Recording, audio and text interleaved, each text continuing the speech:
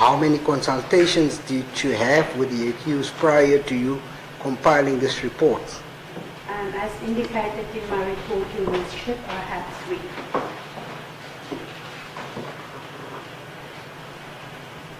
3. Where did these consultations took place?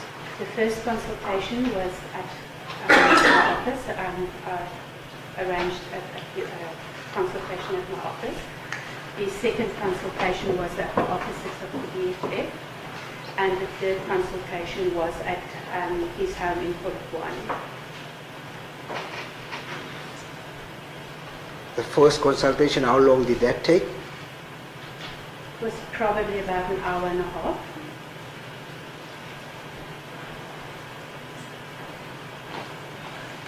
Would you consider that enough time to make a proper assessment of the character of the person that you have seen before you, especially in the light that he was basically a stranger to you? Your Worship, when we do these assessments, it's a combination of sources that we put together.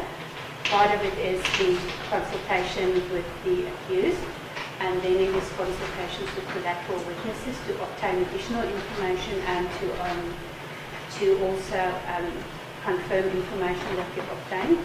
And we would, from my perspective, I would never do one consultation only. I'm going to get to the collateral sources. You are jumping the gun. The question was that sufficient time, an hour and a half, to make an assessment of a person who just arrived in your office? Basically, both of you are strangers to one another, and he knew exactly why he was there, that you have to draft a report, hoping probably that you'll draft a favorable report. Now, the question is, was that sufficient and adequate time? Your Worship, no, it is not, and that is why an assessment is not done on the first interview only. The first interview usually focuses on starting to get information, get to know the person, explain the process, explain the expectations, and to explore other information and the resources that I might want to speak to. So basically just getting a little bit of background, like when you go to the psychiatrist's office, basically they want to know who are you, where are you coming from. Is that? No, it is a very structured approach in terms of what information you are looking for when you start, and then in the subsequent interviews, obviously you test information, you build it, you get all the bits and pieces of the information. Please share. You said structured approach. We don't know what that approach is. Can you explain that? So the structured approach would be to determine beforehand what is the information that we would want to have and what we would want to obtain in the first interview. It's just sort of get No, it's not you. It's the sound in the court isn't good. So there was a squeaky sound, and that caused me not to hear. It's not a problem. It was just in the beginning. No problem. Thank you, Mrs. McCann. Sorry, Worship, I forget to turn to Your Worship. No, it's fine. If you can just start with, you said the structured approach is really to have a layout as to what is the information that I require at the end to do my report, and what should happen in the first instance, because it is important that the person know what is expected, how the approach will work, and what information I will have, and whether there are other people I would want to speak to. And then in terms of the approach, it is done through questions, but not questions in the sense of interrogating a person. It is really a discussion around that questions that generate discussion to get information, but also to get an idea of how this person operates, who he is. In this instance, what happened? Because you are now describing the general practice. In this instance, what was your aim? What did you do with the first consultation? My aim was to explain to the person the process. My aim was to obtain information in terms of starting with the process, information in terms of his life, where he's coming from, his background information, and further to obtain information in terms of who are the people that I can speak to, that he can give me the contact details. I would like to speak to his wife. There are friends or colleagues that I would like to speak to. Who can I speak to? And that is the standard approach that is followed for all other cases, and that is the aim of that section. So in other words, the information that you got who to speak to, which collateral sources to speak to, you got from the accused, is that correct? Your Worship, we always get it from the accused. We can ask specific questions to help in selecting the people we can speak to. Because yes, it needs to be people that is familiar with the accused, that know the accused, that would be able to answer and speak to the questions that we may have. Yes, so we always do that with the input from the accused. And the people that he gave you, it's basically his wife, you said? His two employees, the names? I always speak to a partner if a person is in a relationship. And so that was my question, not asked. So I need to speak to your wife, not he gave me to say speak to my wife. Okay. The other two, what you said was his friends? There were two that were friends, that know the family quite well, that also grew up with him from, so they're coming from the same environment where they grew up, we've known him since childhood. And two of the employees? Two of businesses that where he is involved with,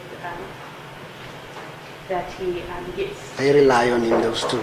Those two people actually, I met with my visit to Courtroom. He didn't give me the names, but because I met him, I also used the opportunity to have a discussion with him to obtain information, to check information, and to verify some of my information. So, no, the names didn't actually come directly from me. It was an opportunity that arises. Yes, but they are employed basically for him, or by him, right? They work with the businesses, yes. Yes.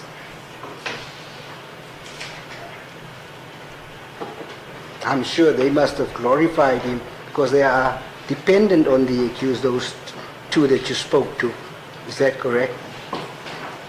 Well, my experience was that they answered my questions truthfully in terms of how they experienced the accused, but also in terms of general, the community.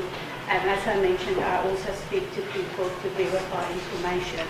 So some of the information I have asked for things about the community, and the community where these things are, that these businesses are. If I observe something, I would ask, but what is this about, and how does it work? Those things also, in the bigger picture, gives you an idea of who the person is. They would be affected if the accused is not around, is that correct?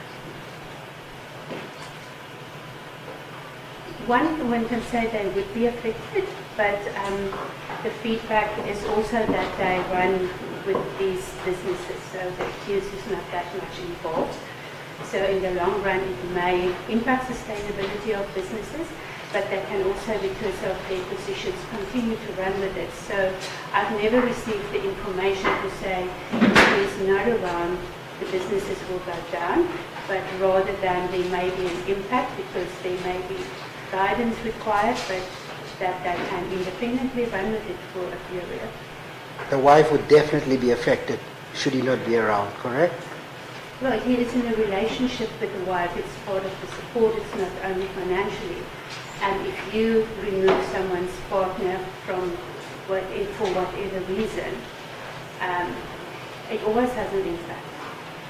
The second interview said took place at the EFF's offices, are correct? You only spoke to the accused when you were there? I spoke only to the accused. I had an informal discussion with the person I think supporting him, and who was arranging my access to the building. But that was an informal discussion. My purpose going there was to have an interview with the accused for purposes of my report. How long did you spend there? I'm not sure, but it was at least 2 hours.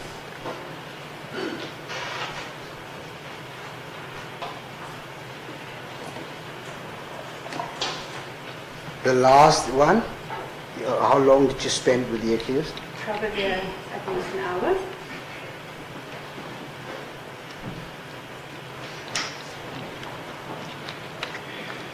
You said 2.5 on my maths. In total, you spent 5 hours with the accused, if my maths is correct. More or less, yes. Yes.